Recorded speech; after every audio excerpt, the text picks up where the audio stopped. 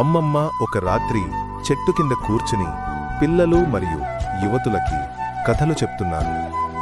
ఆమె చుట్టూ సన్నని చలికాలం, ఆకాశంలో మంత్రించిన చంద్రుని కాంతి.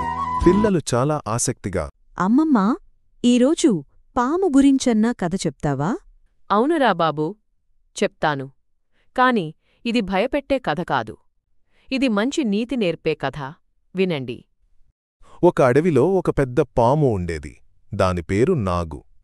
అది ఎవరైనా దానివైపు వస్తే హిస్ చేస్తూ ముక్కులో ఊపిరి బిగించి భయపెట్టేది. అందరూ దాన్ని చూడగానే భయపడేవాళ్లు. పిల్లలు, జంతువులు ఆ దారి ఎప్పుడూ వద్దనేవాళ్లు. ఒకరోజు ఆ అడవిలోకి ఒక తాతయ్య వచ్చాడు. మంచి పుణ్యాత్ముడు. అతను పాము మార్గంలో నడిచాడు. పాము ముందుకొచ్చి హిస్ అంటూ ఊపిరి బిగించింది. ఓ నాగు, నీవు అలా భయపెడితే ఎవరూ నీ దగ్గరకు రావరు. దయమిత్రత మనిషిని గొప్పవాడిని చేస్తాయి.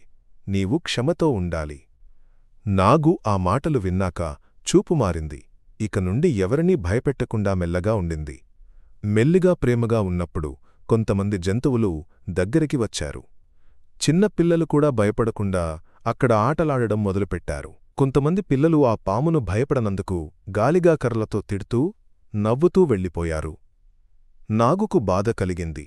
అది తిరిగి తాతయ్య దగ్గరకు వెళ్ళి, నీవు దయగా ఉండమన్నావు, కాని వాళ్లు నా మీద అగౌరవంగా ప్రవర్తించారు. నీవు దయగా ఉండాలి, కాని అర్థం లేకుండా దుర్బలంగా కాదు.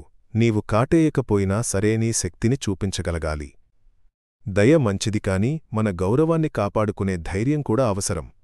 పాము ఎవరిమీదా కాటేయలేదు, కానీ తనదైన గౌరవంతో, సానుభూతితో ఉండేది. జంతువులన్నీ దాన్ని గౌరవించేవారు. అది భయపెట్టే పాము కాదు, ప్రేమ పంచే నాగు అయింది. వా, అమ్మమ్మా, పాము కూడా మంచి పాఠం నేర్చుకుందేమో. అవునురా బాబూ, మనం ఎవరిదైనా మారేందుకు ఓ మంచి మాట చాలు.